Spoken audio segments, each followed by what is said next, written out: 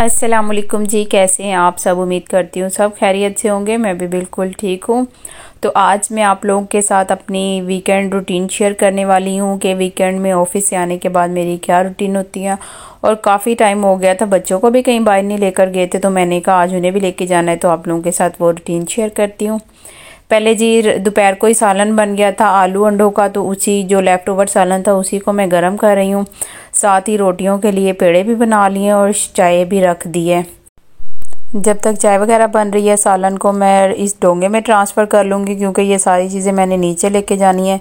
बच्चों की वजह से ऊपर नीचे आने में काफ़ी मसला होता है, तो मेरी कोशिश होती है मैं सारी चीज़ें एक साथ ही नीचे ले जाऊँ ताकि बार बार आने जाने में मसला ना हो।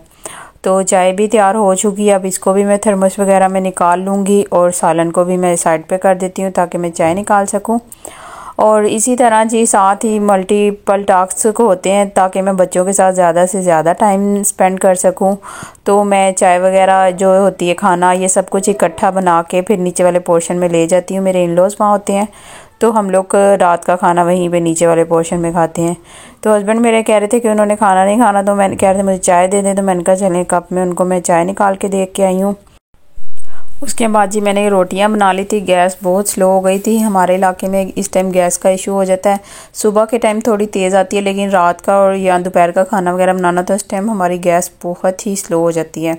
तो आप लोगों के इलाके में गैस का क्या है, इस तरह ही जा रही है, लोड शेडिंग हो रही है गैस की कि नहीं, मुझे ज़रूर कमेंट बॉक्स में बताइएगा। और जी इतना टाइम नहीं लगता, तकरीबन मैं ये सब कुछ 45 मिनट में कर लेती हूँ। फिर उसके बाद मैं और बच्चे अपना टाइम साथ साथ स्पेंड करते हैं। रोटियां बनाने के बाद ये मेरे पास एक बड़ी टोकरी है, इसी में मैं सब कुछ रख के और नीचे वाले पोर्शन में ले जाती हूँ और फिर हम लोग डिनर वहीं पे करते हैं।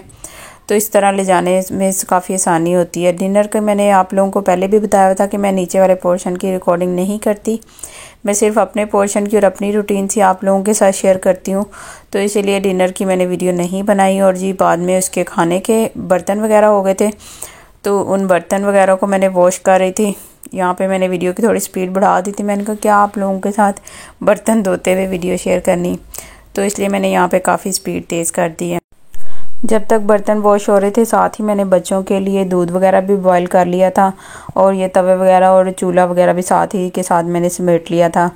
और जी अब ये बच्चों के लिए दूध मैं कमरे में रखाऊंगी, और अभी बच्चे नीचे अपनी फुफा के पास हैं, तो जब तक मैंने कहा वो आते हैं मैं किचन को अच्छी तरह से क्लीन कर लूँ, क्योंकि अगर किचन क्लीन हो तो सारा घर ही ऑलमोस्ट क्लीन ही लगता है, क्योंकि हम लेडीज़ का ज़्यादा टाइम किचन में ही स्पेंड होता है।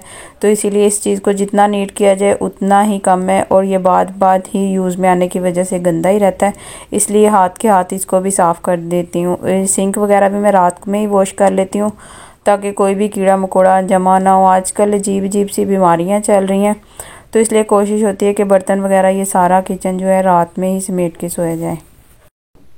किचन की स्लैब वगैरह साफ़ करने के बाद फ्लोर वगैरह की भी क्लीनिंग कर लेती हूँ। बच्चों ने थोड़ा सा आटा गिरा दिया था, इसको भी वॉश करना था। और वैसे भी डेली किचन वॉश होता रहता है, क्योंकि अक्सर खाने की कोई ना कोई चीज़ नीचे गिरती रहती है। तो यहाँ पे जी अल्हम्दुलिल्लाह सारा किचन नीट एंड क्लीन हो चुका है। और जी यही अचीवमेंट होती है कि घर साफ़ हो जाए और सबसे बेहतरीन हमारा किचन साफ़ हो जाए। तो बस जी यही मेरी रूटीन होती है आफ्टर जॉब। खाना वगैरह लंच वगैरह तो जो बना होता है वही मोस्टली डिनर में भी काम आ ही जाता है। अदरवाइज़ कोई चीज़ बनाने वाली हो तो वो मैं बना लेती हूँ। तो जी बच्चों से काफ़ी दिनों से प्रॉमिस किया हुआ था कि इनको लेकर जाएंगे, तो फिर हम बच्चों को झूलों पर ले गए थे। ये हमारे इलाके में एक दुकान के अंदर ही किसी ने खोला है, बहुत ही बच्चों ने जाके यहाँ पर एंजॉय किया। डिफरेंट टाइप के जो झूले थे वो लिए। यहाँ पे मेरा बेटा कश्ती में एंजॉय कर रहा है, और यहाँ पे जी बेटी भी काफ़ी एंजॉय कर रही है। बाहर बहुत ठंड थी, लेकिन अंदर ये एक छोटी सी स्पेस पे बनाया गया, तो काफ़ी हवस हो रही थी। बच्चों ने तो जाते साथ ही जैकेट्स वगैरह उतार दी और खूब फन और मस्ती की। तो यही चीज़ें होती हैं जी बच्चों के लिए, इन चीज़ों में बच्चे ज़्यादा एक्साइटेड हो जाते हैं। बहुत ही ज़्यादा बच्चों ने एंजॉय किया, और यही चीज़ें अगर हम जाएं वहाँ पे फ़न दुनिया या फ़न लैंड या पैकेजेस मॉल में, तो बहुत ही ये कॉस्टली होते हैं, जो कि हम लोगों की रेंज से काफ़ी आउट होते हैं। तो इसलिए बच्चों को इन जगहों पर ले जाते हैं, तो बच्चे इन चीज़ों को काफ़ी इंजॉय करते हैं।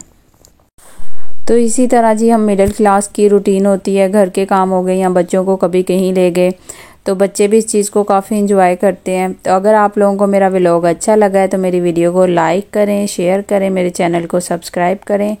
Thanks for watching. दुआओं में याद रखिएगा। अल्लाह हाफिज़। अल्लाह हाफिज़।